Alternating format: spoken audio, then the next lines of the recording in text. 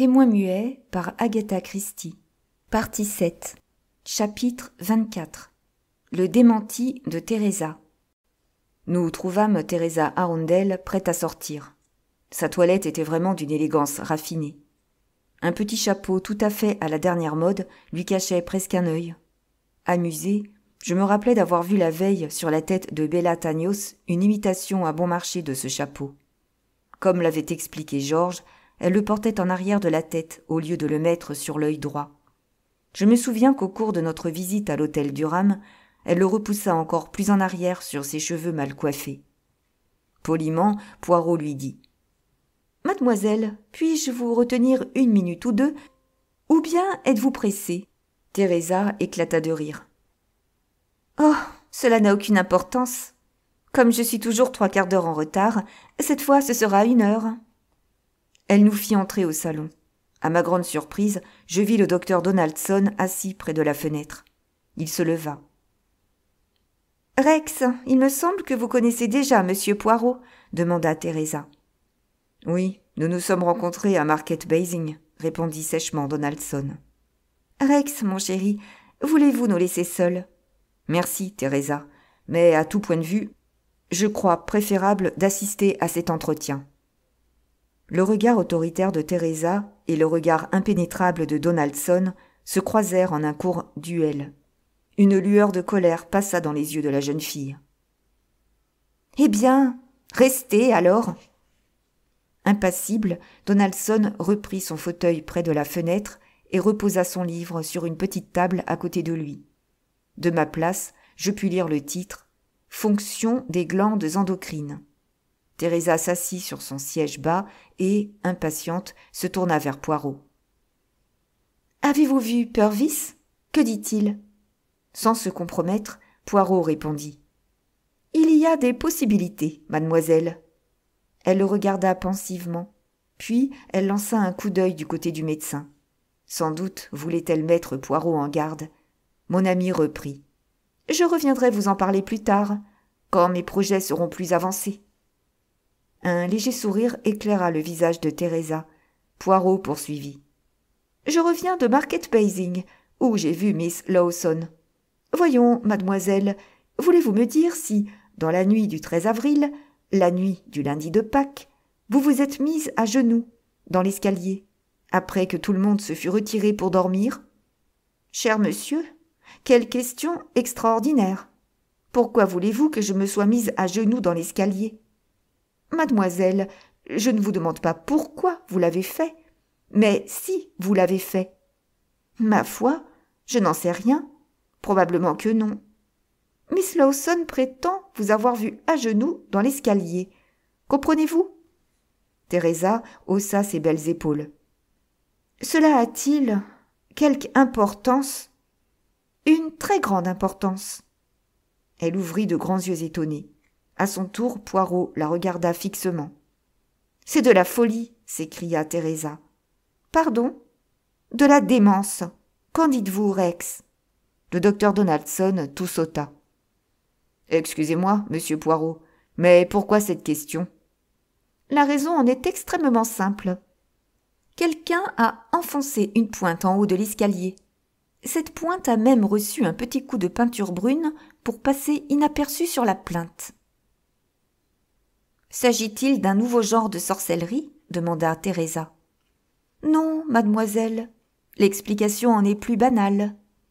Le lendemain soir, le mardi, quelqu'un a tendu une ficelle entre cette pointe et un des balustres de la rampe, si bien que lorsque Miss Arundel est sortie de sa chambre, elle s'y est pris le pied et est tombée la tête la première dans l'escalier. » Teresa s'écria, haletante.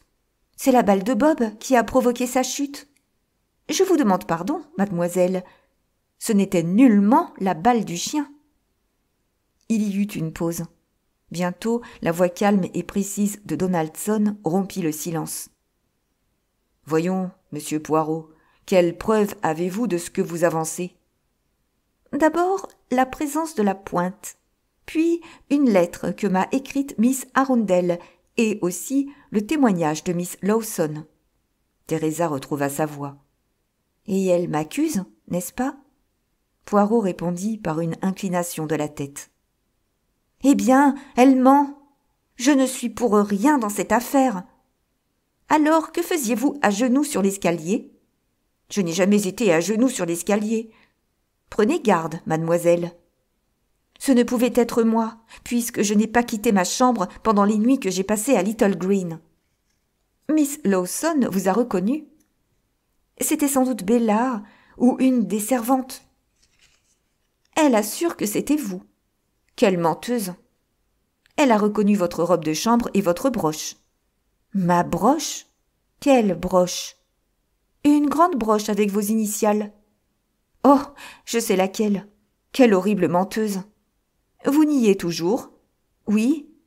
Je ne me suis pas agenouillée sur l'escalier pour tendre un piège, ni pour dire mes prières, ni pour ramasser une pièce d'or ou d'argent. »« Avez-vous cette broche dont parle Miss Lawson ? » ?»« Probablement. Désirez-vous la voir ? » ?»« S'il vous plaît, mademoiselle. » Teresa se leva et quitta le salon. Un silence gênant plana dans la pièce. Le docteur Donaldson observait Poirot de la façon dont, j'imagine, il aurait étudié un curieux spécimen anatomique. Teresa revint au bout d'un moment. « La voici, » annonça-t-elle, lançant presque l'objet à Poirot. C'était une broche très voyante, en nickel ou en acier chromé, avec T.A. au milieu d'un cercle. Je dois dire qu'elle était assez grande et assez brillante pour que Miss Lawson la vît dans son miroir. « Je ne la mets plus. J'en suis fatiguée, » dit Teresa. « On en voit partout à Londres. Toutes les bonnes en portent. »« Mais elle coûtait fort cher lorsque vous l'avez achetée. »« Oh oui. Tout d'abord, seules les femmes chics en portaient. »« Quand cela ? » ?»« Aux environs de Noël, je crois. Oui, c'est bien cela. »« L'avez-vous prêtée à quelqu'un ? » ?»« Non. »« L'aviez-vous emportée à Little Green ? » ?»« Oui, je m'en souviens. »« L'avez-vous laissée traîner ? Avez-vous remarqué sa disparition à un moment quelconque ? » ?»« Non, je la portais sur un corsage vert que j'ai mis tous les jours. »« Et la nuit ? » ?»« Elle restait sur le corsage. »« Et le corsage ? » ?»« Oh, flûte ! Le corsage était sur une chaise. »« Êtes-vous certaine que personne n'a enlevé cette broche pour la remettre en place le lendemain matin ? » ?»« Devant le tribunal, nous dirons que cela s'est passé ainsi, si vous jugez que c'est là le mensonge le plus adroit. En réalité, je suis sûre que rien de la sorte ne s'est produit. Et l'idée d'un coup monté contre moi est très alléchante, mais je n'y crois pas. » Poirot fronça les sourcils, puis il se leva, épingla soigneusement la broche sur le revers de son veston et s'approcha d'un miroir placé sur une chaise, à l'autre bout du salon. Il se tint un moment immobile, puis recula pour juger de l'effet à distance. Il fit entendre un grognement. « Imbécile que je suis ! Évidemment !» Il revint vers nous et tendit la broche à Teresa en s'inclinant. « Vous avez raison, mademoiselle. La broche est restée en votre possession. J'ai été vraiment lent à comprendre. »« J'aime les gens modestes, » dit Teresa, accrochant négligemment la broche sur sa robe. Elle leva les yeux vers Poirot. « Est-ce tout ? Il faut absolument que je m'en aille à présent. »« Le reste peut attendre, » dit Poirot. Teresa se dirigeait vers la porte. Poirot ajouta d'une voix sereine. « Il est question, il est vrai, d'une exhumation. » Teresa s'arrêta net. « Que dites-vous ? » D'une voix ferme, Poirot prononça. « Il est possible que l'on procède à l'exhumation du corps de Miss Emily Arundel. » Teresa demeurait immobile, les poings serrés. D'une voix basse et coléreuse, elle demanda à Poirot. « C'est là votre œuvre ? On ne peut le faire sans l'autorisation de la famille. »« Vous vous trompez, mademoiselle. L'exhumation peut avoir lieu sur ordre des autorités. »« Mon Dieu !» soupira Teresa. D'un pas nerveux, elle allait et venait dans la pièce. « Voyons, Teresa, » lui dit Donaldson, « je ne vois pas pourquoi cette idée vous bouleverse.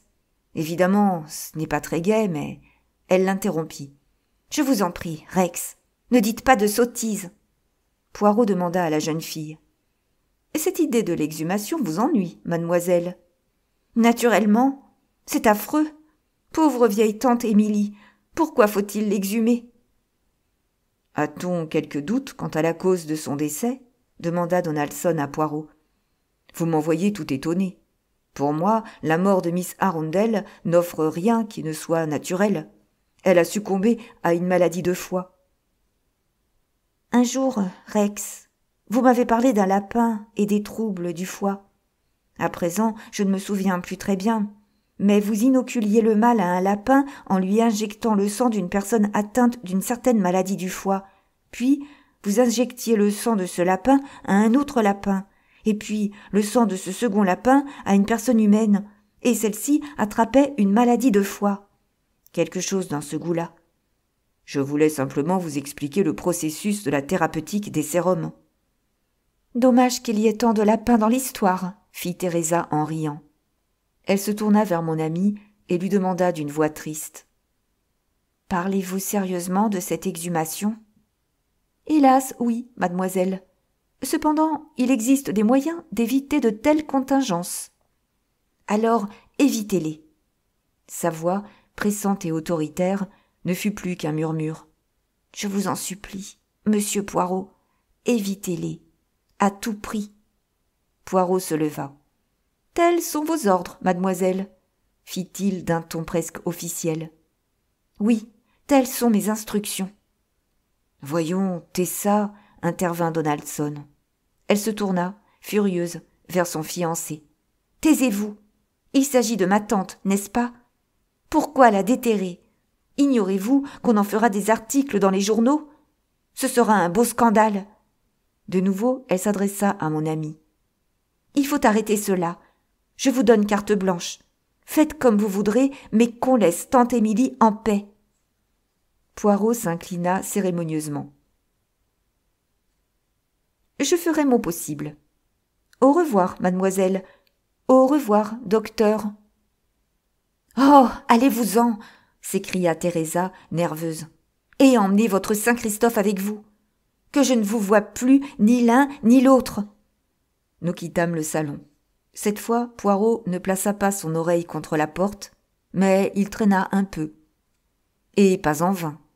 Claire et provocante, la voix de Teresa s'éleva. « Ne me regardez pas ainsi, Rex !» Puis sa voix se brisa et elle dit soudain « Oh, chérie !» La voix de Donaldson prononça distinctement « Cet homme a de mauvaises intentions. » Poirot ricana et m'entraîna vers la porte d'entrée. « Venez, Saint-Christophe. Comme c'est drôle. » Pour moi, je trouvais la plaisanterie plutôt stupide. Chapitre 25. Réflexion dans un fauteuil. Tout en pressant le pas derrière mon ami, je songeais qu'il n'existait plus aucun doute à présent. Miss Arundel avait été empoisonnée, et Teresa le savait. Mais était-elle la meurtrière ? Certes, elle avait peur. Craignait-elle pour elle-même ou pour quelqu'un d'autre ? Ce quelqu'un était-il le jeune docteur, si calme, si pondéré, aux manières hautaines ? La vieille demoiselle avait-elle succombé à une réelle maladie, inoculée de façon artificielle ? Jusque-là, tout semblait corroboré.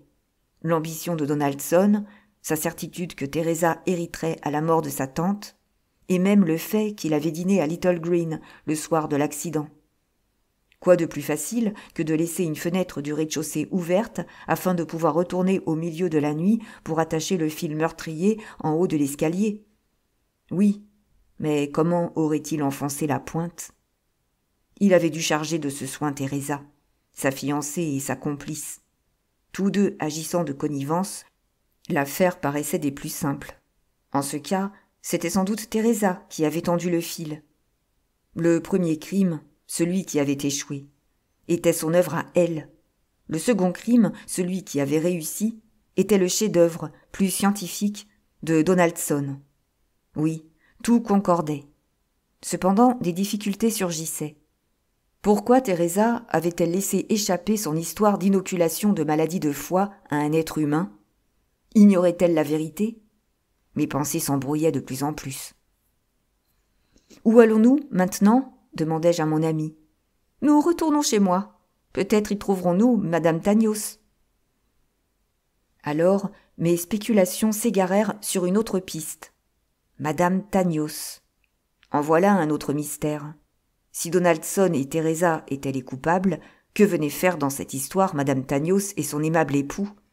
Quel secret cette femme voulait-elle confier à Poirot et pourquoi Tanios s'efforçait-il de l'empêcher de parler?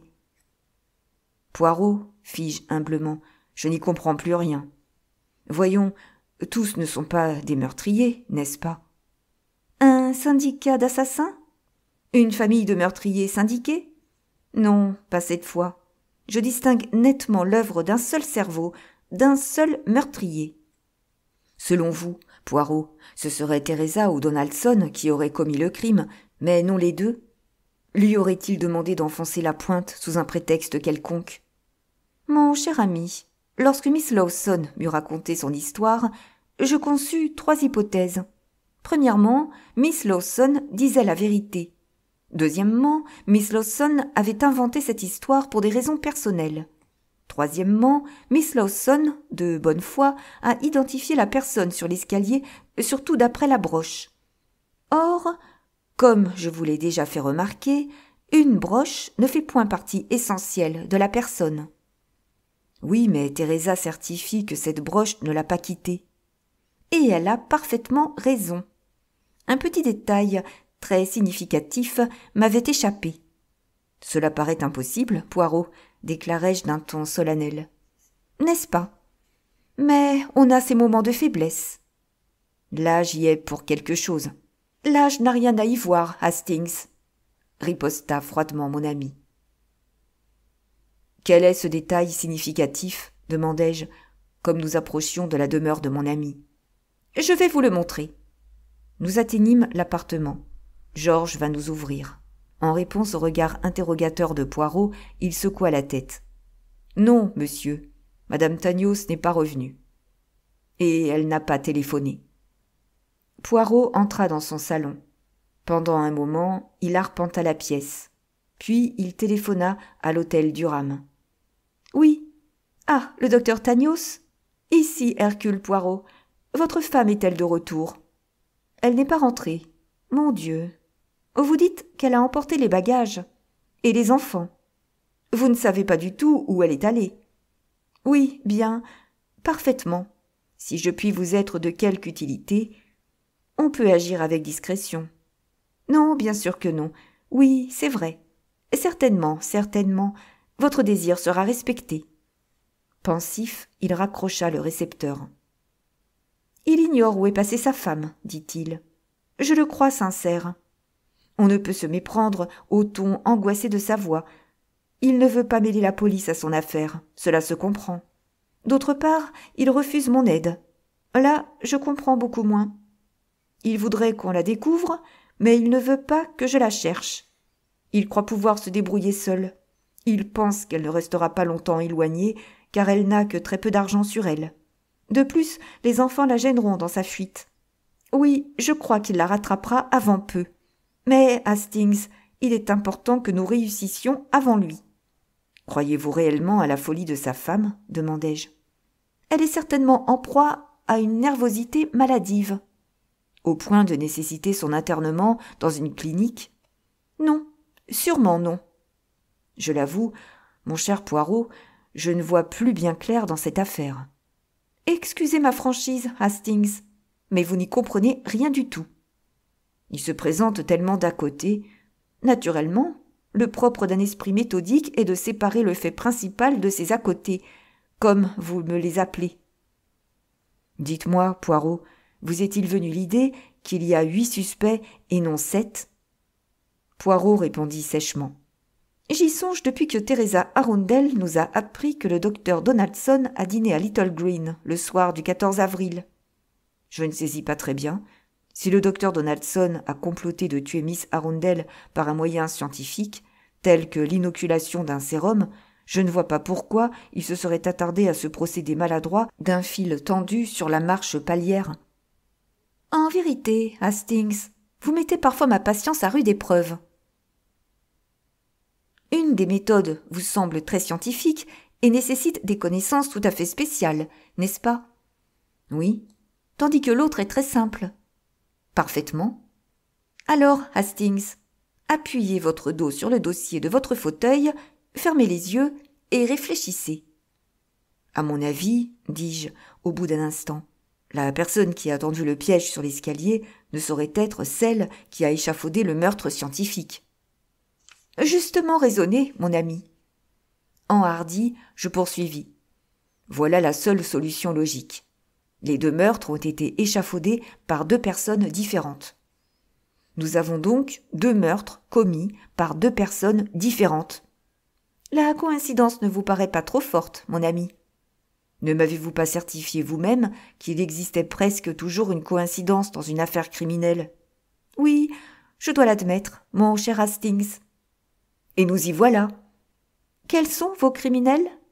Donaldson et Teresa Arundel. Un médecin semble tout indiquer pour le second meurtre qui a réussi. D'autre part, nous savons que Teresa Arundel a commis la première tentative de meurtre. Il est possible qu'ils aient agi séparément. Mon cher Hastings, vous abusez de cette expression. Nous savons. Vous le savez peut-être, mais moi, je ne sais pas si Teresa Arundel est coupable. Pourtant, l'histoire de Miss Lawson... Miss Lawson raconte l'histoire de Miss Lawson. Rien de plus. Voyons, mon cher, ne vous ai-je pas prévenu que quelque chose me paraissait inexact dans le récit de Miss Lawson? Je me souviens, en effet, mais vous n'arriviez pas à déceler où résidait l'inexactitude. À présent, c'est fait. Un instant, et je vais vous montrer ce que j'aurais dû voir tout de suite, si je n'avais pas été si stupide. Il se rendit à son bureau, ouvrit un tiroir et prit un morceau de carton. Il se mit à le tailler à l'aide d'une paire de ciseaux, tout en me faisant signe de ne pas regarder ce qu'il faisait. « Patience, Hastings. Dans un moment, nous procéderons à une petite expérience. » Au bout d'1 ou 2 minutes, Poirot poussa une exclamation de joie. Reposant les ciseaux, il jeta les débris de carton dans sa corbeille à papier et revint vers moi. « Ne regardez pas tout de suite, Hastings. Continuez à détourner les yeux tandis que j'accroche quelque chose au parement de votre veston. » Je plaisantais. Poirot, satisfait de son ouvrage, me tira doucement pour me faire lever de mon fauteuil et me conduisit par le bras dans la pièce voisine, sa chambre à coucher. « À présent, Hastings, regardez-vous dans la glace. Vous portez, n'est-ce pas, une broche à la mode avec vos initiales. Évidemment, cette broche n'est ni en acier, ni en or, ni en platine, simplement en vulgaire carton. » Je souris en contemplant mon image dans la glace. Poirot est très adroit de ses mains. Mon veston se décorait d'une bonne imitation de la broche de Teresa Arundel, un cercle entourant mes initiales, A.H. « Eh bien, dit Poirot, vous voilà content? Vous possédez là une jolie broche avec vos initiales. Un bijou magnifique. Évidemment, il ne possède aucun éclat et ne reflète pas la lumière. Admettez-vous toutefois que cette broche est assez visible pour être vue à distance? Je n'en doute point. Maintenant, mon cher, veuillez avoir l'obligeance de retirer votre veston. Légèrement surpris, je me dépouillai de mon veston. De son côté, Poirot en fit autant et, se tournant légèrement, il prit mon vêtement et l'endossa.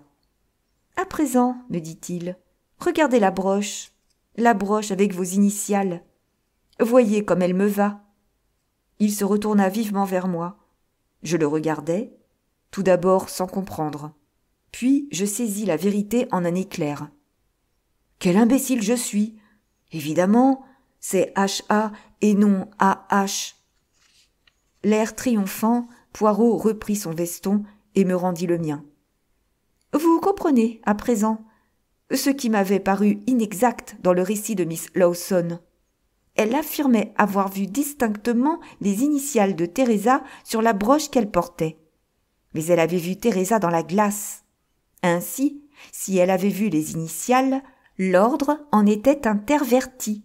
« Oui, objectai-je, mais elle a peut-être compris qu'elles étaient à l'envers. »« Voyons, mon cher, y avez-vous pensé, vous, tout de suite? Vous êtes-vous écrié, Poirot, vous faites erreur? C'est H.A. et non A.H. Non, n'est-ce pas? Et pourtant, vous êtes bien plus intelligent que Miss Lawson. Ne me dites pas qu'une sotte comme elle, éveillée brusquement au milieu de la nuit et encore à demi inconsciente, ait compris que le AT était réellement TA. Non, cela ne concorderait pas avec la mentalité de Miss Lawson. Pour elle, ce ne pouvait être que Teresa, dis-je lentement. Vous brûlez, mon ami.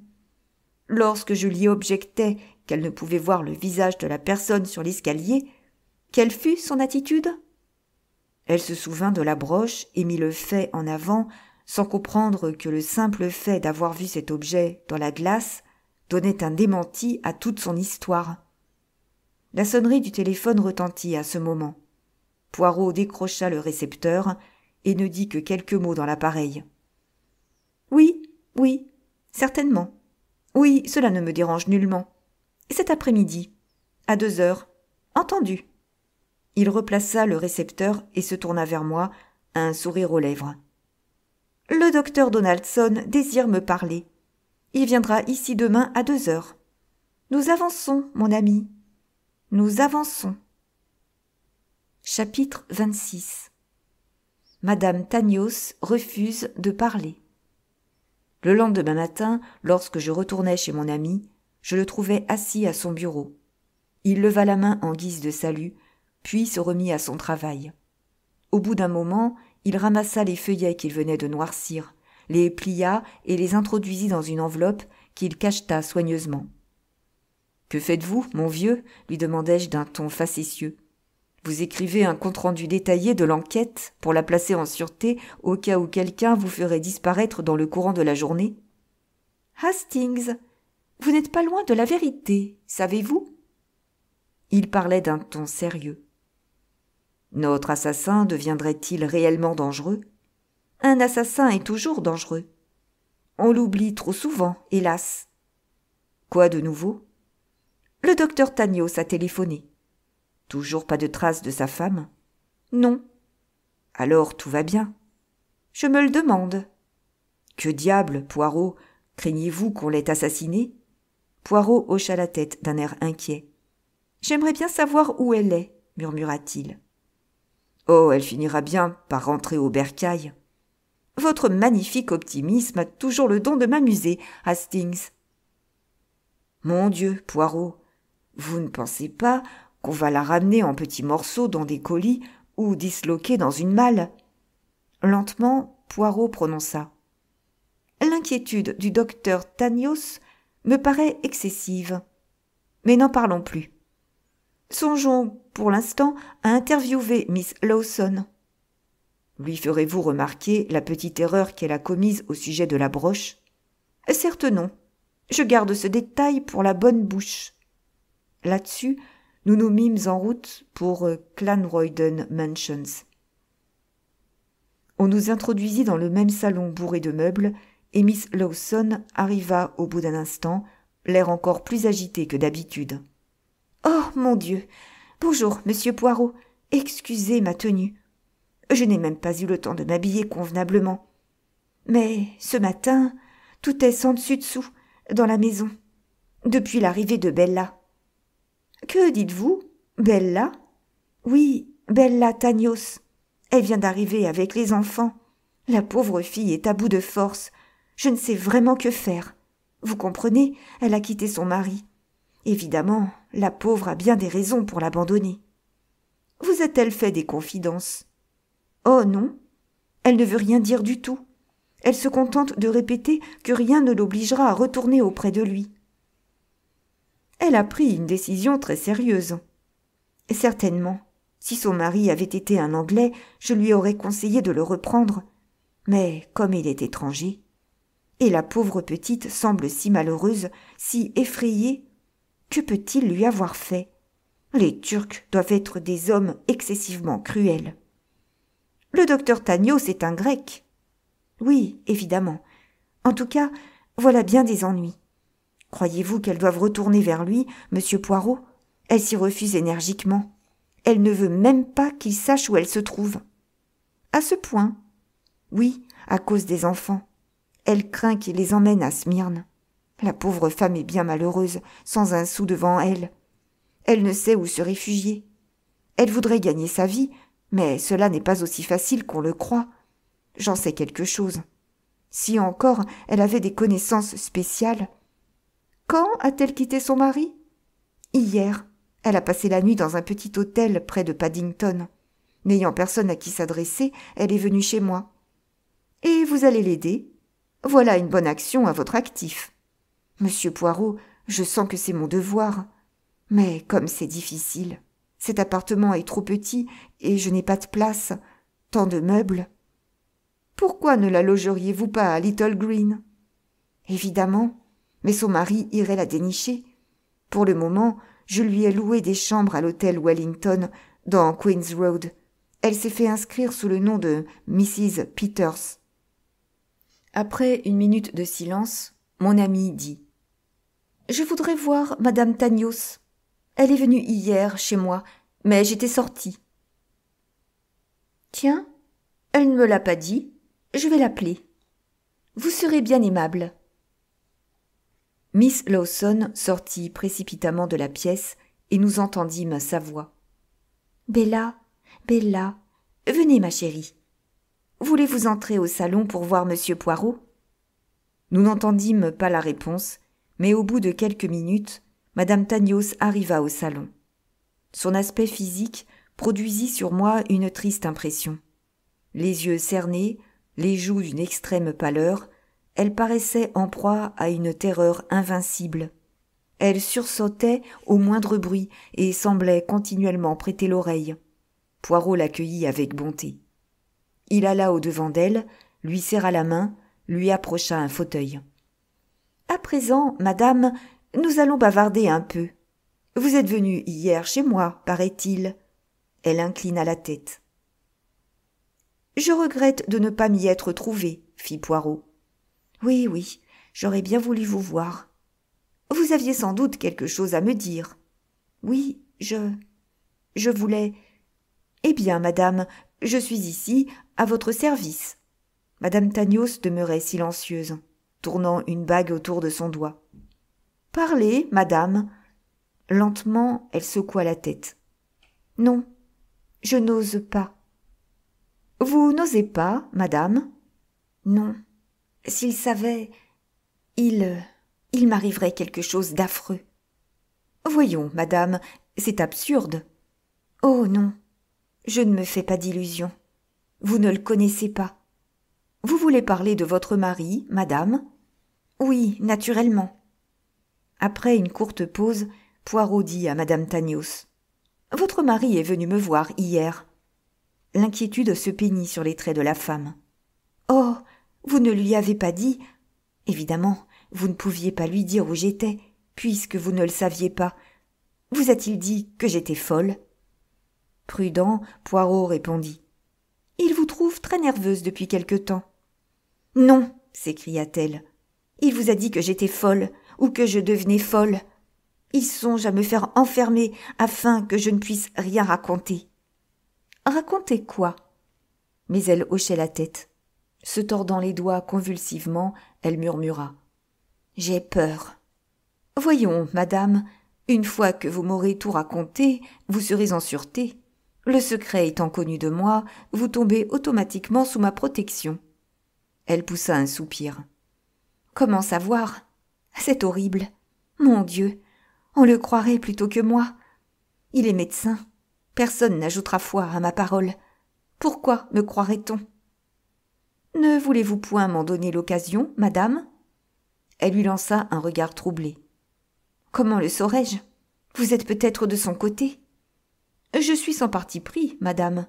Je suis toujours du côté de la vérité. » Elle poursuivit, enflant sa voix et précipitant son discours. « Ma vie a été un martyre, et cela dure depuis des années.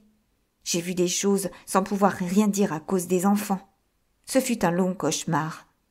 Et ceci à présent. Mais je ne retournerai pas vers lui. Je ne veux pas qu'il emmène les enfants. J'irai là où il ne pourra venir me chercher. Minnie Lawson m'aidera.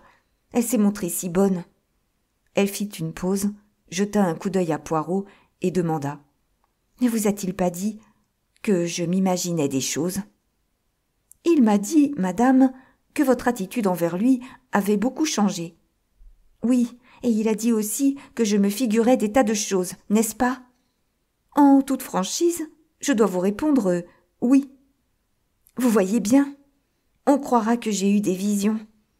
Et je ne possède aucune preuve. Poirot se rejeta en arrière dans son fauteuil. Lorsqu'il reprit la parole, il changea brusquement sa manière.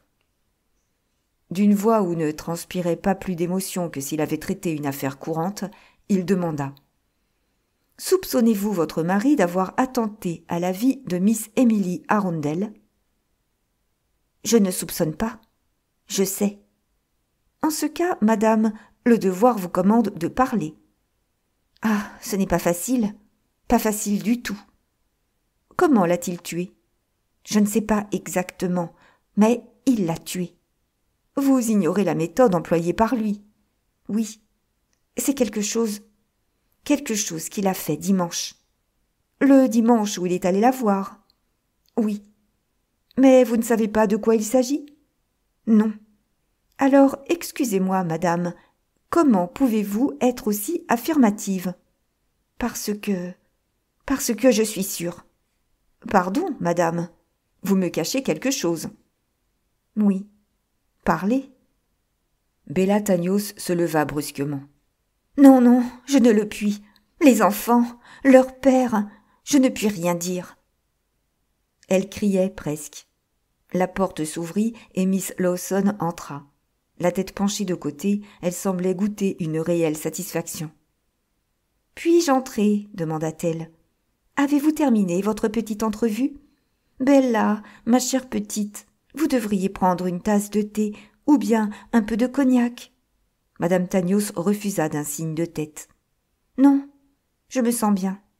À présent, il faut que je retourne auprès des enfants. Je les ai laissés en train de défaire les bagages. »« Pauvre petit, » dit Miss Lawson. « J'aime tant les enfants. » Madame Tagnos se tourna vers elle. « Je ne sais vraiment ce que je deviendrais sans vous, » dit-elle. « Vous êtes si bonne. » « Allons, voyons, ne pleurez pas, tout s'arrangera. Nous irons ensemble voir mon homme d'affaires. Il est très gentil, très sympathique, et il vous dira la marche à suivre pour obtenir le divorce. De nos jours, c'est très simple, du moins à ce qu'on dit. Oh, on sonne à la porte. » Elle nous quitta précipitamment. Un murmure de voix nous parvint du vestibule. Miss Lawson reparut. Elle marchait sur la pointe des pieds et referma soigneusement la porte derrière elle. L'air excité, elle murmura, articulant les mots de façon exagérée. « Oh, ma chère Bella, c'est votre mari. Je ne sais que faire. » Madame Tagnos gagna d'un bond la porte, à l'autre bout du salon. Miss Lawson hocha vivement la tête. « Très bien, chérie. Entrez là et filez dès que je l'aurai introduit ici. » Madame Tagnos murmura. « Ne lui dites pas que je suis venue chez vous. Ne dites pas que vous m'avez vue. »« Non, non, bien sûr. » Madame Tagnos quitta le salon et nous la suivîmes, Poirot et moi. Nous nous trouvâmes dans une petite salle à manger. Poirot traversa la pièce et ouvrit une porte donnant sur le vestibule. Il écouta, puis nous fit signe. « La voie est libre. Miss Lawson l'a fait entrer au salon. » Tout doucement, nous gagnâmes la porte et mon amie la referma sans bruit. Madame Tagnos se mit à courir dans l'escalier, faisant des faux pas et se retenant à la rampe. Poirot la prit par le bras. « Du calme, tout va s'arranger. » Lorsque nous fûmes dans le vestibule, Madame Tagnos jeta vers Poirot un regard suppliant. « Accompagnez-moi, monsieur Poirot. » Je crus qu'elle allait s'évanouir. « Certainement, » lui dit Poirot d'un ton rassurant. Après avoir traversé la rue et pris le premier tournant, nous nous trouvions dans Queen's Road. Le Wellington était un hôtel de médiocre apparence, du genre pension de famille. Lorsque nous y entrâmes, Madame Tagnos se laissa choir sur un divan de peluche et porta la main à son cœur. Poirot lui donna quelques petites tapes d'encouragement sur l'épaule. « À présent, madame, dit-il, il importe que vous m'écoutiez. »« Je ne puis rien dire, monsieur Poirot. Ce serait mal de ma part. Vous connaissez ma pensée. Vous savez ce que je crois. Vous devez vous en contenter. »« Je vous prie de m'écouter, madame. Supposons, cela n'est qu'une supposition, que je sois déjà au courant de toute l'affaire. Supposons que j'ai déjà deviné ce que vous pourriez me dire.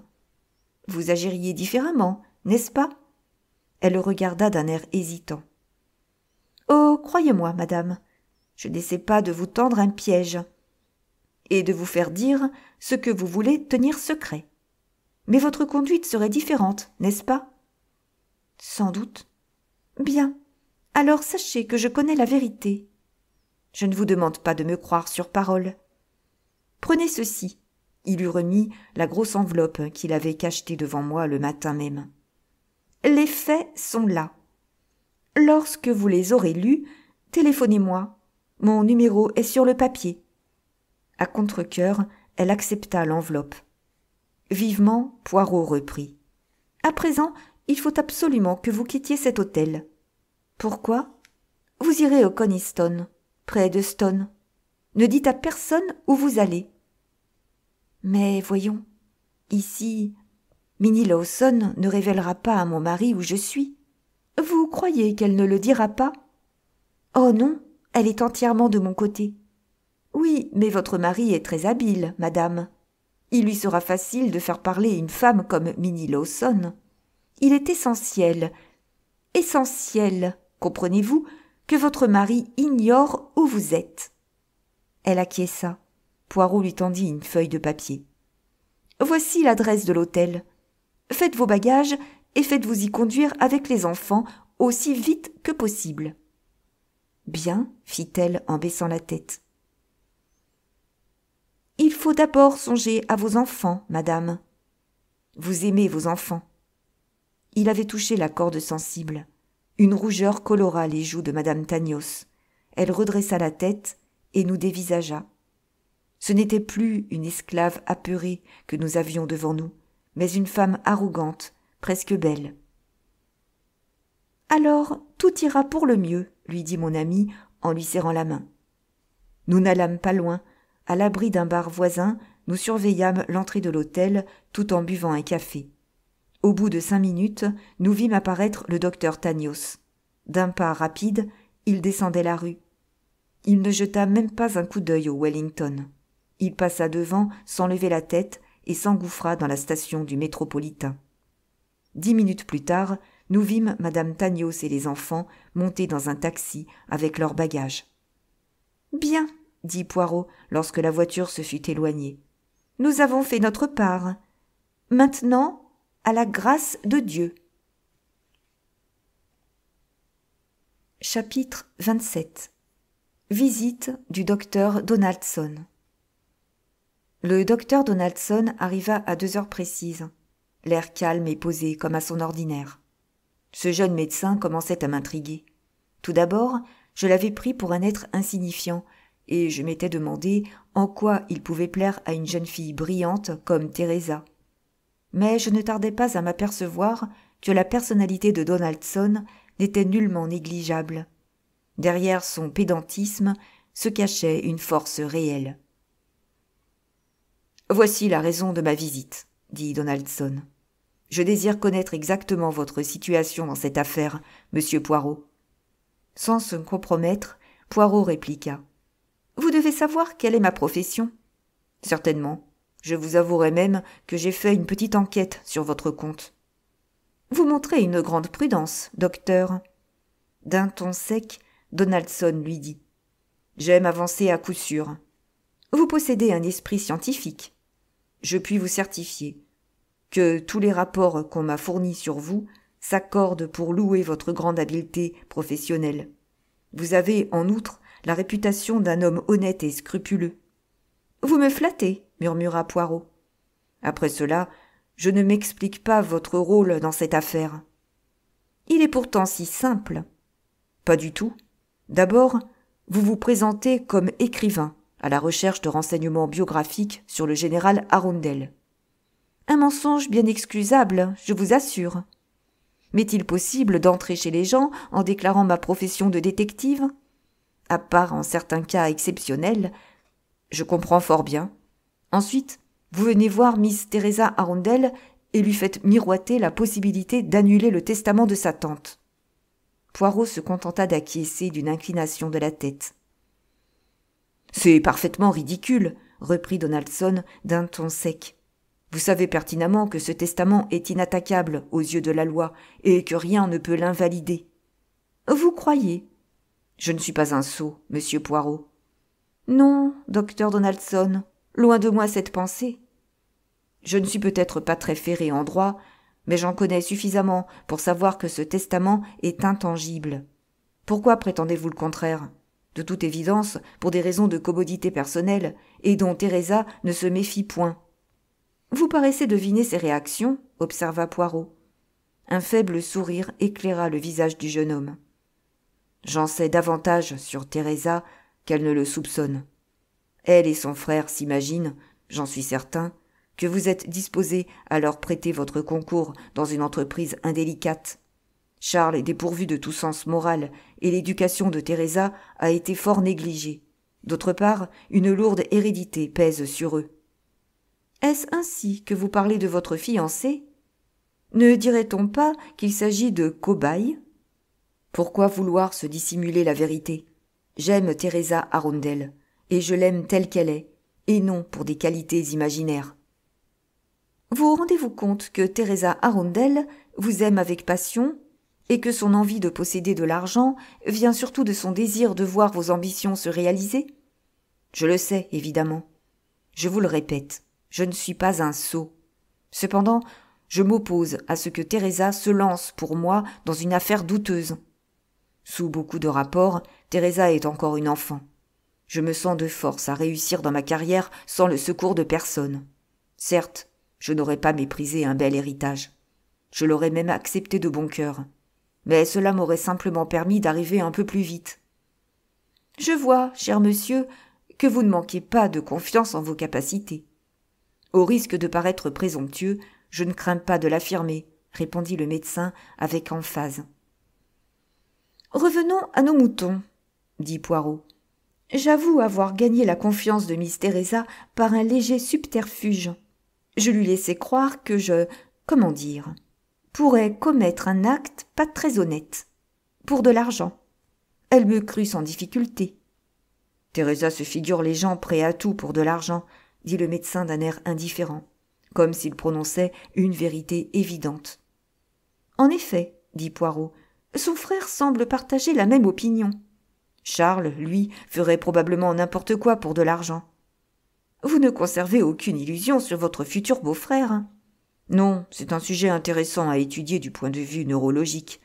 Pour en revenir à l'affaire en question, je me suis tout d'abord demandé pourquoi vous aviez agi ainsi, et je n'ai trouvé qu'une seule réponse. Vous soupçonnez Teresa ou Charles d'avoir attenté au jour de Miss Arundel. Non, je vous en prie, ne prenez pas la peine de me contredire. Vous avez parlé d'exhumation, simplement pour voir la réaction de Teresa. Avez-vous vraiment fait des démarches dans ce sens auprès des autorités ?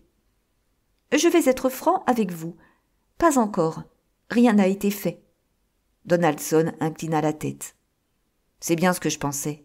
Vous hésitez sans doute à le faire, prévoyant que, peut-être, la mort de Miss Arundel est due à des causes naturelles. Je tiens compte du fait qu'elle peut paraître due à des causes naturelles. Mais vous savez à quoi vous en tenir ? Parfaitement. Puisque vous vous montrez aussi affirmatif, qu'attendez-vous pour agir ? Une dernière épreuve. La sonnerie du téléphone se fit entendre. Sur un geste de mon ami, je me levai et répondis. Je reconnus la voix. « Capitaine Hastings, c'est Madame Tagnos qui vous parle. Voulez-vous dire à Monsieur Poirot qu'il a parfaitement raison ? S'il vient ici demain matin à 10 heures, je lui remettrai ce qu'il demande. » Entendu, je lui ferai la commission. Poirot me regarda d'un œil interrogateur. Je lui répondis par un signe de tête affirmatif. Il se tourna vers Donaldson. Changeant de ton, il prononça, plein d'assurance. « Permettez-moi de m'expliquer clairement. Dans le cas qui m'intéresse, j'ai diagnostiqué l'assassinat.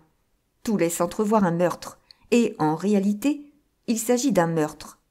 De cela, je suis certain. Mais alors, où est le doute ? Car il me semble qu'il subsiste un doute. Le doute subsistait quant à l'identité du coupable. À présent, il n'existe plus. Vraiment? Vous connaissez l'assassin? Disons que demain, je serai en possession de la preuve irrécusable. Le docteur Donaldson leva les sourcils d'un air ironique. Ah, fit-il. Demain, monsieur Poirot. Demain est parfois loin. Au contraire, fit mon ami. J'ai toujours constaté que demain succédait à aujourd'hui avec une régularité monotone.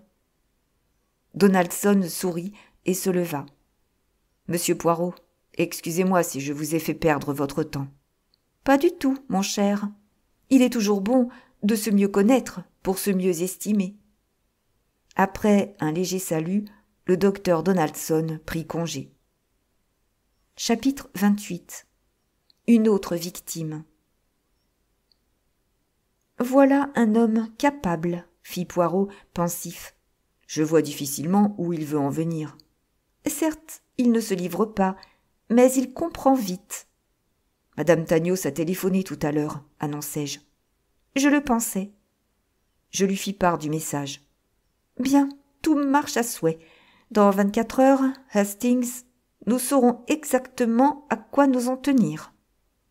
Je demeure encore dans l'incertitude. Qui, au juste, suspectons-nous? Je ne saurais dire qui vous suspectez, Hastings. Tous à tour de rôle, j'imagine.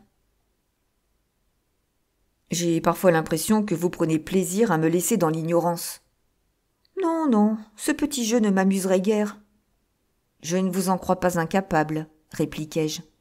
Poirot se tut, l'air soucieux. Je lui demandai. Qu'avez-vous en ce moment? Mon ami, lorsque la fin d'une enquête criminelle approche, je me sens toujours légèrement énervé. Si quelque chose allait se produire, que voulez-vous qu'il arrive? Je ne sais pas, mon ami. Il fronça le sourcil et ajouta.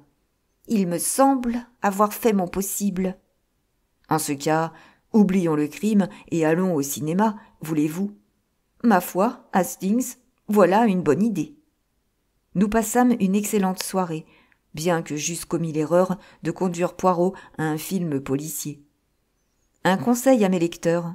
N'emmenez jamais un soldat voir une pièce militaire, un marin une pièce navale, un Écossais une pièce écossaise, un détective une pièce policière, et un acteur quelque pièce que ce soit. L'avalanche de leurs critiques vous dégoûtera du spectacle. Poirot découvrit 1000 faiblesses dans la psychologie du film, et le manque de méthode et d'ordre du détective faillit le rendre fou. Lorsque nous nous séparâmes ce soir-là, Poirot m'expliquait encore qu'on aurait pu mettre le mystère à nu dès la première moitié de la première bobine. Mais alors, Poirot, il n'y aurait pas de film possible. Poirot dut admettre que j'avais peut-être raison.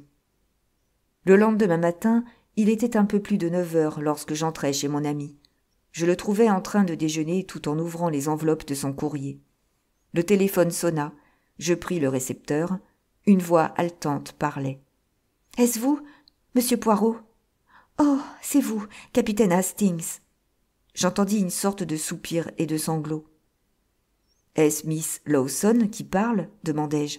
« Oui, oui, il se passe une chose terrible. »« Quoi donc ?»« Elle a quitté l'hôtel Wellington. Je veux parler de Bella. J'y suis allée hier après-midi et on m'a répondu qu'elle était partie. Elle ne m'a même pas laissé un message. Rien. C'est extraordinaire. Après tout, le docteur Tagnos avait peut-être raison. Il parlait d'elle d'une voix si tendre et paraissait si désolé que je me demande s'il n'était pas sincère. Voyons, Miss Lawson, dites-moi ce qui est arrivé. Est-ce simplement que Madame Tagnos a quitté l'hôtel sans vous prévenir?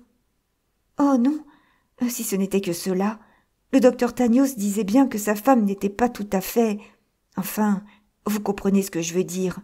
Il appelait cette maladie la manie de la persécution. Oui, qu'est-il arrivé? Oh, c'est horrible. Morte dans son sommeil. Trop forte dose de somnifères. Et les pauvres enfants. Que c'est triste. Je ne fais que pleurer depuis que j'ai appris la nouvelle. Comment l'avez-vous apprise? Racontez-moi les détails. Du coin de l'œil, je vis que Poirot avait cessé d'ouvrir ses lettres et prêtait l'oreille. « On m'a appelé par téléphone.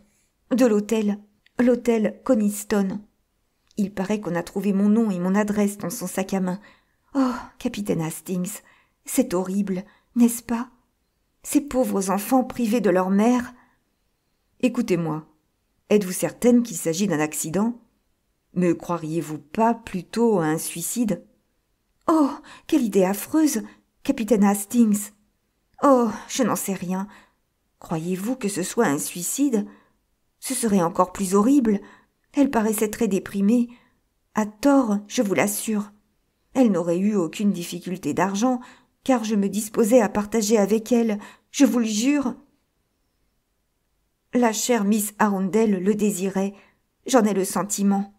Et penser qu'elle se serait suicidée, mais ce n'est sans doute pas cela. Les gens de l'hôtel parlent d'un accident. Qu'a-t-elle pris? Une de ces drogues pour dormir. Du Véronal. Non, plutôt du chloral.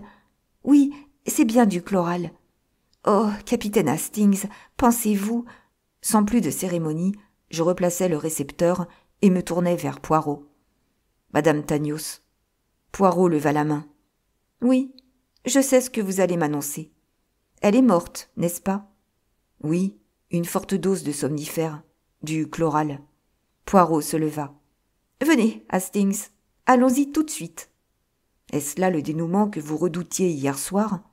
Ne me disiez-vous pas que, vers la fin d'une enquête criminelle, vous vous sentiez toujours nerveux? Il s'agissait d'une autre mort, dit Poirot, le visage sombre. Tandis que nous roulions vers Euston, nous ne parlâmes guère.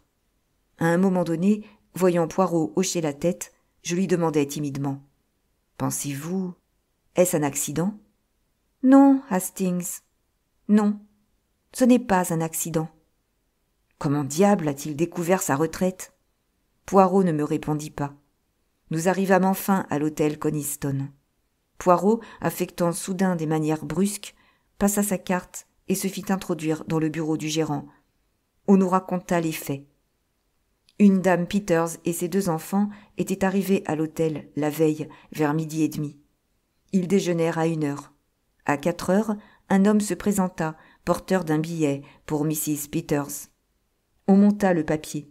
Quelques minutes plus tard, elle descendit avec ses 2 enfants et une valise. Elle confia les enfants aux visiteurs, puis revint au bureau et expliqua qu'elle ne prenait qu'une seule chambre. Elle n'avait pas l'air particulièrement bouleversée. Elle paraissait plutôt calme. Elle dîna vers 7h30 et, peu après, monta à sa chambre. Le lendemain matin, lorsque la femme de chambre lui monta sa tasse de thé, elle la trouva morte. Un médecin appelé en hâte déclara que le décès remontait à plusieurs heures. On trouva un verre vide sur sa table de chevet. Tout indiquait qu'elle avait absorbé un somnifère et que, par erreur, elle avait pris une dose trop forte. Le médecin disait qu'il s'agissait de chloral. Rien ne laissait croire au suicide.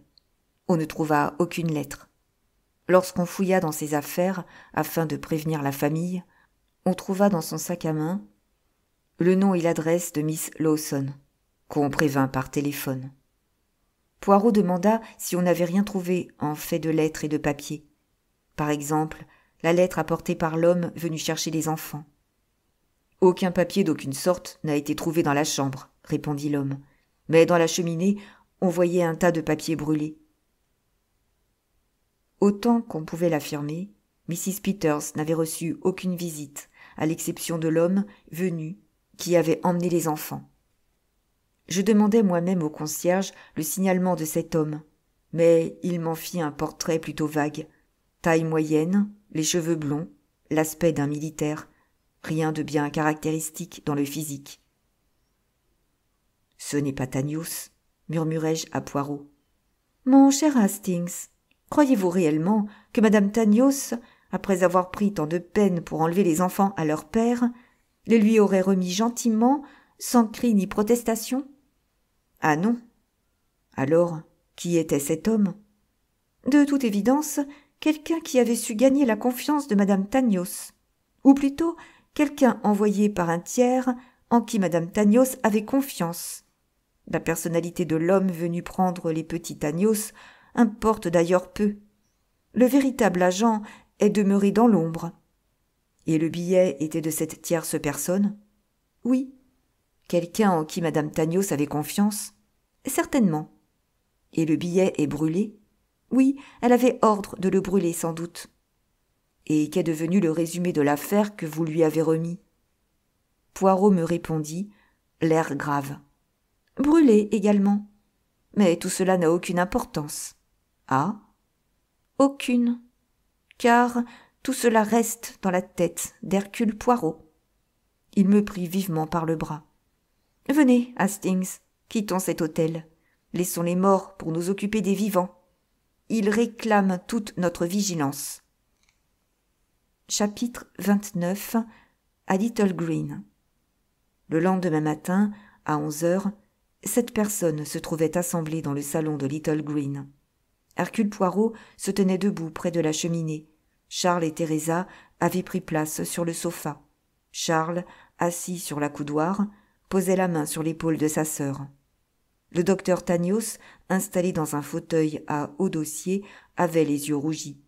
Dans un fauteuil à dossier rigide, à côté d'un guéridon, se tenait Miss Lawson. Elle aussi avait les yeux rouges, et ses cheveux étaient encore plus en désordre que d'habitude. Le docteur Donaldson, le visage dénué d'expression, était assis devant Poirot. L'aspect de ces différents visages excitait ma curiosité. Au cours de mon association avec Poirot, j'avais assisté à bien des scènes semblables. Un petit cercle de gens, extérieurement calmes et portant sur leur visage le masque de la bonne éducation. Et soudain, j'avais vu Poirot arracher le masque d'un de ces visages pour le montrer dans toute sa nudité. Le visage d'un assassin. Pas de doute. Une de ces personnes avait commis un meurtre. Mais laquelle? Même maintenant, je ne le savais pas au juste. Poirot s'éclaircit la gorge. D'un air solennel, selon son habitude, il commença. « Nous sommes ici assemblés, mesdames et messieurs, pour enquêter sur la mort d'Emily Arundel, survenue le 1er mai dernier. 4 éventualités s'offrent à nous. Mort naturelle, mort accidentelle, suicide, assassinat commis par une personne connue ou inconnue. Au moment de la mort, aucune enquête n'a été effectuée, le décès passant pour naturel et le permis d'inhumer ayant été délivré par le docteur Granger. D'ordinaire, lorsque des soupçons s'élèvent après que la personne a été enterrée, on exhume le cadavre. Pour certaines raisons, j'ai hésité à prendre une telle décision. La principale est que ma cliente n'aurait sans doute pas aimé. Le docteur Donaldson l'interrompit. « Votre cliente ?» Poirot se tourna vers lui. « Ma cliente est Miss Emily Arundel. J'agis d'après ses instructions. Elle voulait à tout prix éviter le scandale. » Je ne m'attarderai pas sur ce qui fut dit pendant les 10 minutes suivantes, par crainte de me répéter inutilement. Poirot parla de la lettre de Miss Arundel, dont il donna lecture. Il expliqua ensuite ses différentes visites à Market Basing et sa découverte des moyens utilisés pour déterminer l'accident. Il fit une pause, s'éclaircit de nouveau la gorge et reprit. « Nous allons refaire ensemble le chemin que j'ai déjà parcouru pour arriver à la vérité. Je vais reconstituer pour vous les faits tels que, à mon sens, ils ont dû se succéder dans la réalité. Tout d'abord, permettez-moi de vous expliquer ce qui se passa dans l'esprit de Miss Emily Arundel. Cette vieille demoiselle tombe dans l'escalier, et chacun accuse la balle du chien. Mais elle n'est pas dupe.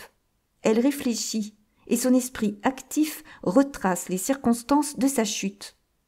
Bientôt, la conclusion se présente, irréfutable. Quelqu'un a voulu la blesser, peut-être la tuer. Ensuite, elle veut savoir qui est le coupable. Dans sa maison se trouvent 7 personnes, 4 invités, sa demoiselle de compagnie et 2 servantes. Une seule d'entre elles lui semble hors de cause, car elle ne gagne rien par sa mort.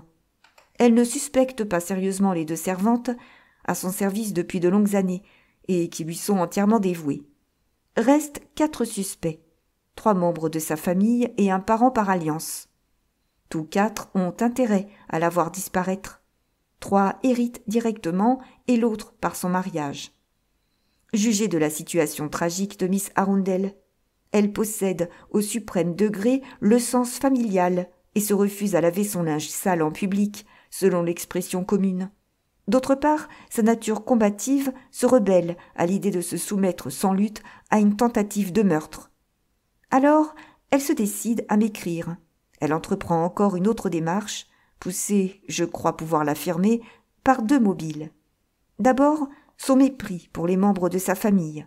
Elle commence par les suspecter tous, impartialement, et veut leur jouer un mauvais tour. Le second mobile, plus raisonnable, est le désir de protéger sa vie.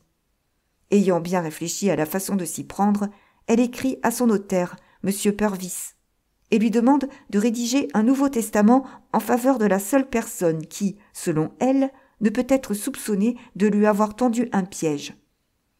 À présent, je suis en mesure de vous dire, d'après les termes de sa lettre et aussi d'après ses actes, que les soupçons de Miss Arundel, étendus d'abord indistinctement à tous les membres de sa famille, se concentrèrent bientôt sur un seul d'entre eux. Dans sa lettre, elle insiste particulièrement sur le secret absolu dans cette affaire, car l'honneur de sa famille est en jeu. Or, cette demoiselle de l'époque victorienne veut sûrement dire par là qu'une personne portant son propre nom a failli, et plutôt un homme. Si elle suspectait Madame Tanios, elle songerait également à sa sécurité, mais appuierait moins sur la question d'honneur familial. Elle montrerait les mêmes craintes s'il s'agissait de Teresa, mais elle insiste sur le point de l'honneur parce qu'elle a dans l'idée que c'est Charles le coupable. Charles est un Arundel. Il porte le nom de la famille. Elle possède maintes raisons de le suspecter. La pauvre demoiselle ne se fait guère d'illusions sur son neveu. N'a-t-il pas déjà plusieurs fautes graves à son actif? Elle le sait capable d'un acte criminel. Il a imité la signature de sa tante sur un chèque. Du faux au meurtre, il n'y a qu'un pas. 2 jours avant l'accident, elle a, avec Charles, un entretien plutôt édifiant. Il lui demande de l'argent. Comme elle refuse, il lui fait remarquer qu'elle prend le bon chemin pour se faire assassiner. À quoi elle objecte qu'elle est capable de se défendre. On nous dit que son neveu répliqua « En tout cas, vous êtes prévenu ». Et 2 jours plus tard, se produit le sinistre accident. Rien d'étonnant si Miss Arundel, clouée sur son lit de souffrance, en vient à soupçonner son neveu, Charles Arundel, d'avoir attenté à ses jours. Les faits démontrent les soupçons de Miss Arundel, sa conversation avec Charles, l'accident, la lettre, le message au notaire. Le mardi suivant, le 21, M. Purvis apporte le testament et la malade le signe. Charles et Teresa viennent à Little Green à la fin de cette semaine, et Miss Arundel en profite, afin d'assurer sa sécurité, pour annoncer à Charles la modification de son testament. Elle le lui montre même. Voilà qui me paraît absolument concluant. Elle veut que le meurtrier éventuel sache qu'il n'a rien à attendre de sa mort. À son idée, Charles va le répéter à Teresa. Mais il n'en fait rien. Pourquoi ? Pour la bonne raison qu'il se sent coupable. Il se figure que c'est à cause de lui que sa tante a déshérité sa famille. Mais qu'a-t-il à se reprocher ? Une tentative de meurtre ou simplement le vol d'une petite somme d'argent liquide ? L'un ou l'autre de ces 2 délits peut expliquer son silence. Il ne dit rien, espérant que sa tante reviendra sur sa décision. Étant donné l'état d'esprit de Miss Arundel, je crus avoir reconstitué les faits assez correctement. Restait à savoir si ces soupçons étaient justifiés. Tout comme elle, je limitais d'abord le cercle de mon enquête à 7 personnes. Charles et Teresa Arundel, le docteur Tanios et Madame Tanios, les 2 servantes et Miss Lawson. Une 8e personne vint bientôt s'ajouter à ma liste, le docteur Donaldson.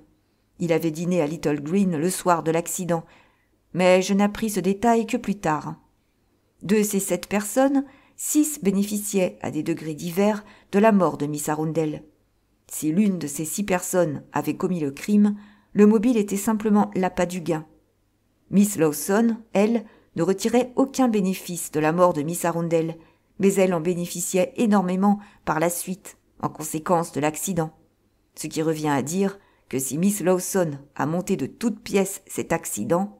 « Je n'ai rien fait de pareil !» s'écria Miss Lawson, interrompant Poirot. « C'est abominable. Comment osez-vous avancer une pareille infamie ?»« Un peu de patience, mademoiselle. Veuillez ne pas m'interrompre, s'il vous plaît. » Miss Lawson secouait la tête avec colère. « Je proteste. Je ne me laisserai pas accuser injustement. » Sans prêter attention à ses récriminations, Poirot poursuivit. « Je disais donc que, si Miss Lawson avait manigancé cet incident, elle l'eût fait de façon telle que Miss Arundel accusa sa propre famille et s'en détacha. Je cherchais si, oui ou non, la chose se confirmait. Je découvris, par hasard, un détail significatif. Si Miss Lawson avait désiré concentrer les soupçons de Miss Arundel sur les membres de sa famille, elle eût monté en épingle le fait que Bob n'était pas rentré ce soir-là.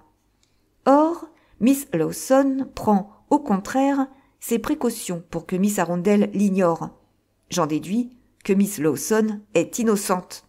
« Je l'espère bien, » fit la vieille fille d'une voix tranchante. Je réfléchis ensuite à la mort de Miss Arundel. Un attentat raté contre la vie d'une personne est généralement suivi d'un second. La mort de Miss Arundel, survenue 15 jours après l'accident, me parut significative. Je commençais mon enquête à Market Basing. Le docteur Granger ne voyait rien d'anormal dans le décès de sa patiente, ce qui confirmait mon hypothèse. Cependant, Miss Isabelle Tripp, faisant le récit de la soirée au cours de laquelle Miss Arundel ressentit les premiers symptômes de la maladie, parla d'un halo lumineux entourant la tête de Miss Emily. Sa sœur confirma ce témoignage. Évidemment, elles auraient pu inventer ce détail, mais je ne pense pas qu'il leur serait venu tout seul à l'idée. Lorsque j'interrogeai Miss Lawson, elle m'apprit qu'un ruban lumineux sortait de la bouche de Miss Arundel et montait, formant une auréole autour de sa tête. Bien que décrit de façon différente par les observatrices, le fait demeurait le même. Dépouillé de toute idée spirite, il signifiait que, ce soir-là, l'haleine de Miss Arundel était phosphorescente. Le docteur Donaldson s'agita nerveusement dans son fauteuil. Poirot lui adressa un léger signe de tête. « Oui, vous commencez à voir clair. Il n'existe que peu de substances phosphorescentes. La plus commune était précisément celle que je cherchais. Je vais vous lire un extrait d'un article sur l'empoisonnement par le phosphore. L'haleine de la personne peut être phosphorescente avant que la personne ne ressente aucun malaise. Voilà ce que les demoiselles Tripp et Miss Lawson virent dans l'obscurité. Je continue ma lecture. La jaunisse s'étant déclarée, l'organisme, sous l'influence d'une intoxication par le phosphore, présente tous les troubles provenant de la rétention de la sécrétion biliaire dans le sang. Et, à partir de ce moment, on ne constate aucune différence entre l'empoisonnement par le phosphore et certaines affections du foie. « Voyez-vous l'astuce ?» ajouta Poirot, cessant sa lecture. « Depuis des années, Miss Arundel souffre du foie. Les symptômes de l'empoisonnement par le phosphore seront confondus avec une nouvelle attaque de cette maladie. Oh, tout était bien combiné. Très facile de se procurer du phosphore. On le trouve dans certaines allumettes et dans de nombreuses préparations pour détruire les parasites. Or, il est mortel à très faible dose. Et voilà, le tour est joué. Le médecin s'y laisse prendre d'autant plus facilement que l'odorat du docteur Granger est déficient, ainsi que j'ai pu le constater. L'odeur aliacée de la laine est un des symptômes de l'empoisonnement par le phosphore. Pourquoi ce médecin concevrait-il des doutes ? Il ignore le phénomène qui, seul, aurait pu l'intriguer, le halo lumineux. Et si on lui en parle, il le traitera de sottise inventée par les folles adeptes de spiritisme. Les témoignages des demoiselles Tripp et de Miss Lawson confirmèrent le fait qu'il y avait eu meurtre. Il s'agissait à présent d'identifier le criminel. Je rayais de ma liste les servantes, leur mentalité ne pouvant s'accorder avec un tel crime. Et aussi Miss Lawson, car si elle avait été coupable, elle n'aurait pas insisté sur l'auréole lumineuse. J'éliminai ensuite Charles Arundel. Ayant vu le testament, il savait qu'il n'avait rien à gagner par la mort de sa tante. Restait donc sa sœur Teresa, le docteur Tanios, Madame Tanios et le docteur Donaldson, qui, je le sus par la suite, avait dîné chez Miss Arundel le soir de l'incident de la balle du chien. À ce point de mes recherches, je demeurais bien perplexe, ne possédant d'autres moyens d'investigation que l'étude de la psychologie du meurtre et de la personnalité du meurtrier. Les deux crimes présentaient les mêmes caractéristiques: simplicité des moyens, ruse et efficacité. Ils exigeaient un certain degré de connaissance, mais peu nombreuses. Les propriétés du phosphore sont assez connues, et on peut se procurer facilement ce poison, particulièrement à l'étranger. Je songeais d'abord aux deux hommes. Tous deux médecins et habiles auraient pu penser à utiliser le phosphore dans ce cas particulier, mais l'incident de la balle du chien ne me paraissait pas venir d'un cerveau masculin. C'était plutôt une idée de femme. Je songeais à Teresa Arundel, criminelle possible. Cette jeune personne hardie, impitoyable et pas très scrupuleuse, aime la vie et sait en jouir. Jusqu'ici, rien ne lui a été refusé, mais l'argent va bientôt lui manquer, et elle en a besoin pour elle-même et aussi pour l'homme qu'elle aime. D'autre part, son attitude dénote clairement qu'elle sait que sa tante a été tuée. J'ai assisté à une intéressante passe d'armes entre le frère et la sœur, et j'ai compris que chacun suspectait l'autre d'avoir commis le crime. Charles voulait faire dire à sa sœur qu'elle connaissait l'existence du Nouveau Testament. Pourquoi ? De toute évidence, parce que si elle était au courant de ce changement, elle ne pouvait être suspectée d'avoir tué sa tante. Elle, de son côté, se refusait à admettre que Miss Arundel eût montré ce document à Charles. Elle considérait cette affirmation de son frère comme une tactique maladroite pour écarter de lui les soupçons. Autre détail significatif, la répugnance visible de Charles à prononcer le mot arsenic. Par la suite, j'interrogeai le vieux jardinier de Little Green sur le pouvoir nocif d'une certaine poudre destinée à tuer les mauvaises herbes, et je compris la réticence du jeune homme. Charles Arundel s'agita dans son fauteuil. « J'y ai pensé, avoua-t-il, mais je n'en ai pas eu le courage. » Poirot acquiesça d'un signe de tête. « Précisément, ce n'est pas le genre de crime qui répond à votre mentalité d'homme faible. Vous ne reculerez pas devant un larcin, un faux. Mais le meurtre, non. » Poirot reprit son ton de conférencier.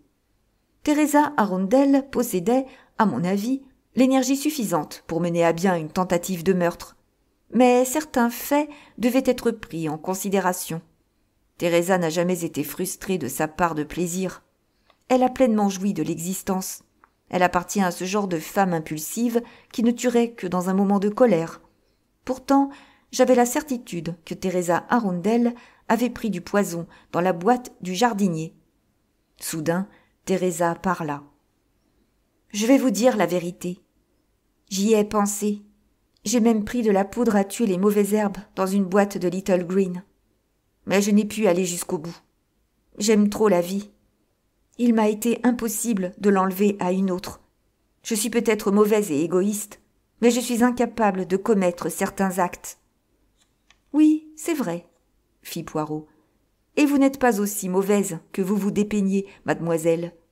Vous êtes simplement une jeune étourdie. » Il poursuivit. « Il me restait madame Tanios. » Du premier coup d'œil, je m'aperçus que cette femme avait peur. Voyant que je m'en suis rendu compte, elle se sert aussitôt de cette faiblesse momentanée et cherche à me donner l'impression d'une femme qui craint pour son mari. Un peu plus tard, elle change de tactique. Mais je ne suis pas dupe de sa comédie. Une femme peut craindre pour son mari ou craindre son mari, mais pas les deux à la fois. Madame Tanios adopta enfin le dernier rôle, et elle le joua adroitement, allant jusqu'à courir après moi dans le vestibule de l'hôtel sous le prétexte de vouloir me faire une confidence. Mais lorsque, comme elle s'y attendait, son mari s'approcha, elle prétendit ne pas pouvoir parler devant lui. Je vis tout de suite que cette femme ne craignait pas son mari, mais qu'elle le détestait. J'eus alors la conviction que j'avais devant moi le genre de femme que je cherchais. Non pas une femme qui s'adonne au plaisir, mais une refoulée. Jeune fille sans beauté, menant une existence monotone, incapable d'attirer les hommes qui lui plaisent, elle finit par épouser un homme qui lui est indifférent, plutôt que de rester vieille fille. L'existence à Smyrne, loin de tout ce qu'elle aime, ne lui apporte que déception et rancœur, jusqu'à la naissance de ses enfants, à qui elle voue un attachement sans bornes. Son mari l'adore et, secrètement, elle le déteste de plus en plus. Il a perdu la dot de sa femme dans des spéculations malheureuses, autre cause de haine contre lui. Une seule chose illumine la triste existence de Madame Tanios, la perspective de la mort de sa tante, Émilie Arundel. Cette mort doit lui procurer l'argent, l'indépendance et les moyens d'élever ses enfants, selon ses vœux. Souvenez-vous qu'elle est la fille d'un professeur et qu'à ses yeux, l'éducation conserve une haute valeur. Elle a peut-être eu l'idée du crime et échafaudé son plan avant de venir en Angleterre. Elle possède certaines notions de chimie, car elle a aidé son père dans ses travaux de laboratoire. Elle connaît la nature de la maladie de Miss Arundel et sait que le phosphore est la substance qui convient pour arriver à ses fins. À Little Green, un procédé bien plus simple se présente à elle. La balle du chien. Un fil tendu en travers de l'escalier. Voilà l'idée simple et ingénieuse qui germe dans son cerveau de femme. Elle l'a mis en pratique, mais échoua. Je ne pense pas qu'elle ait jamais su que Miss Arundel était au courant des faits. Les soupçons de la tante se portaient entièrement sur Charles, et je doute qu'elle modifiât sa façon d'être envers Bella. Alors, tranquillement, cette femme refoulée et ambitieuse revient à son plan original. Elle a découvert un excellent moyen pour administrer le poison. Les capsules que Miss Arundel prend après chaque repas. Ouvrir une de ces capsules, y placer le phosphore, et la refermer est, pour elle, un jeu d'enfant. Elle replace la capsule dans la boîte avec les autres. Tôt ou tard, Miss Arundel la prendra. On suspectera peut-être un empoisonnement.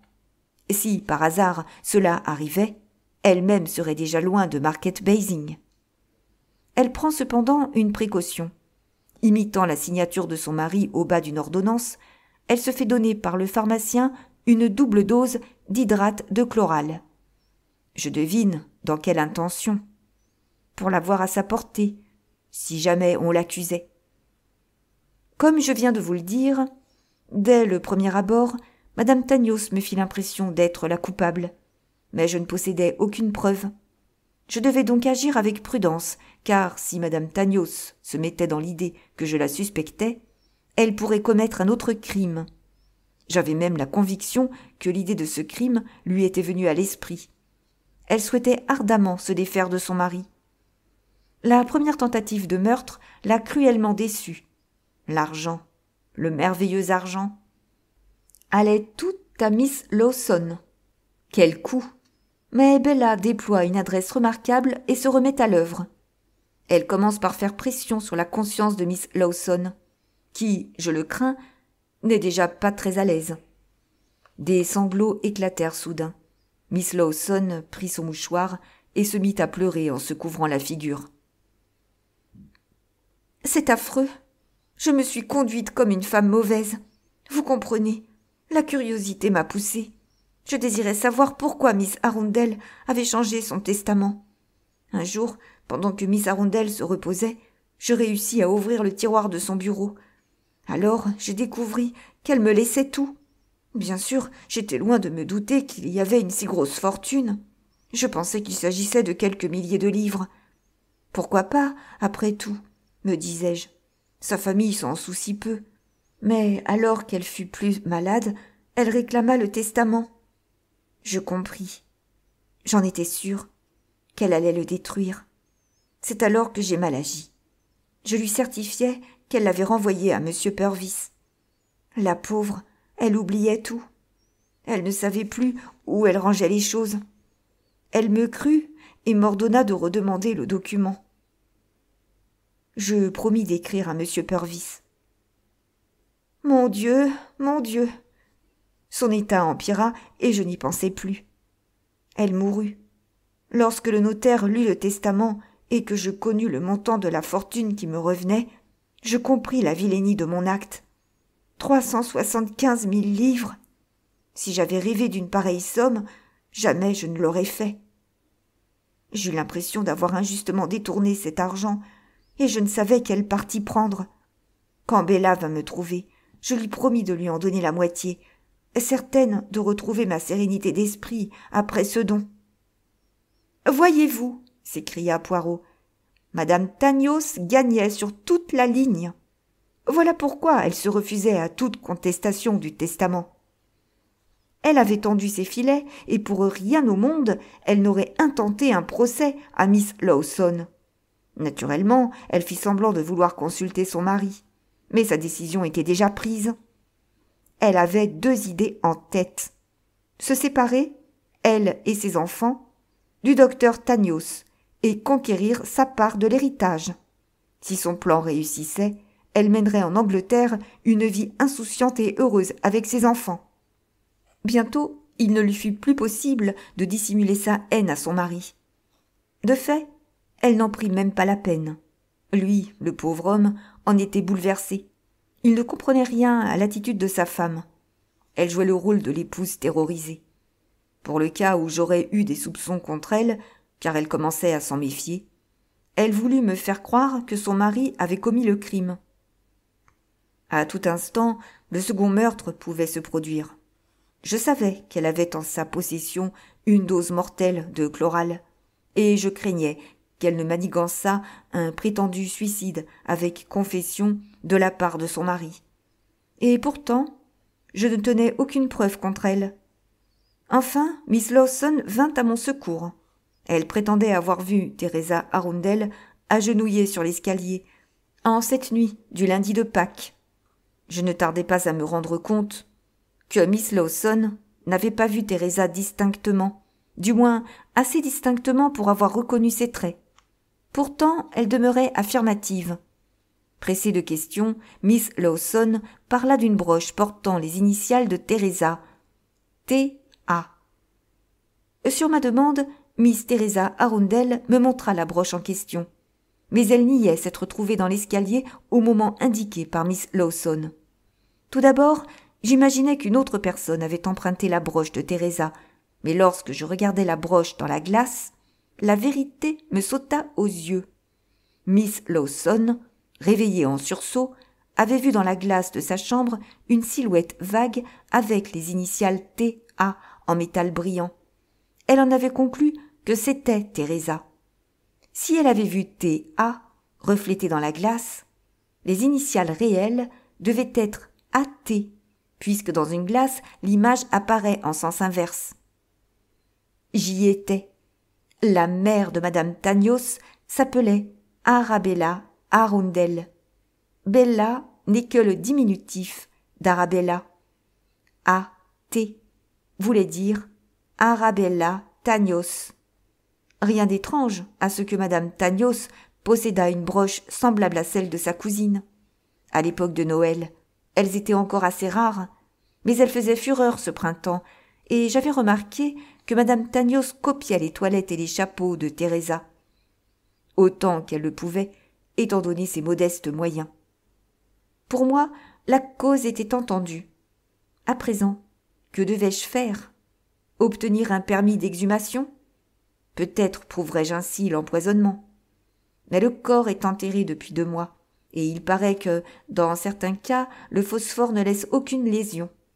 Et même si l'examen post-mortem donnait un résultat positif, comment prouver que Madame Tagnos possédait ce poison? Difficulté d'autant plus grande qu'elle eût pu se le procurer à l'étranger. Sur ces entrefaites, Madame Tagnos prend une décision. Elle quitte son mari et va implorer la pitié de Miss Lawson. En outre, elle accuse ouvertement son mari du meurtre.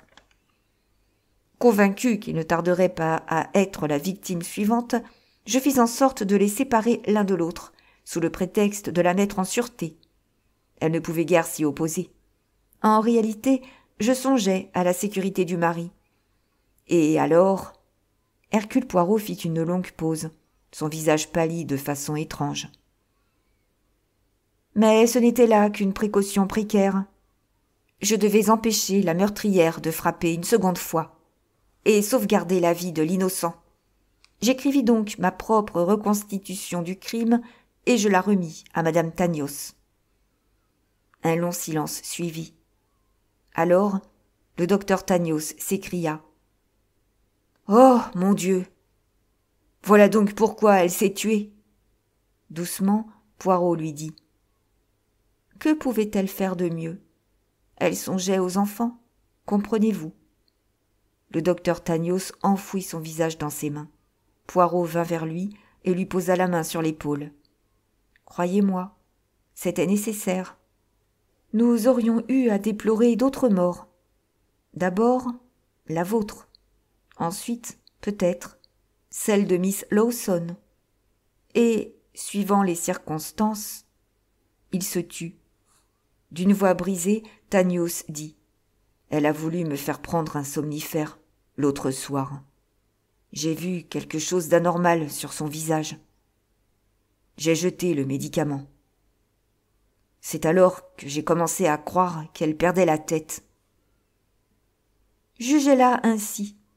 C'est du reste partiellement vrai, mais pas au regard de la loi. Elle savait ce qu'elle faisait. » Le docteur Tanios s'empressa d'ajouter. « Elle a toujours été si bonne pour moi. » Il ne me reste plus grand-chose à dire. Peu après, Teresa épousa le docteur Donaldson. Je suis demeuré en relation avec le jeune couple et j'ai appris à apprécier Donaldson, sa vision nette de la vie, sa profonde bonté et sa force cachée. Ses gestes sont toujours aussi secs et précis. Teresa s'amuse parfois à l'imiter. Cette heureuse femme s'occupe uniquement de la carrière de son mari, dont le nom, déjà célèbre, fait autorité en ce qui concerne les glandes endocrines. Miss Lawson, en proie au remords, voulut se dépouiller jusqu'au dernier sou. On dut la retenir et un acte, dressé par M. Purvis, mit tout le monde d'accord. La fortune de Miss Arundel se trouve ainsi partagée entre Miss Lawson, les deux Arundel et les enfants Tanios. Charles mangea sa part en un peu plus d'1 an. Il paraît qu'il se trouve maintenant en Colombie-Britannique.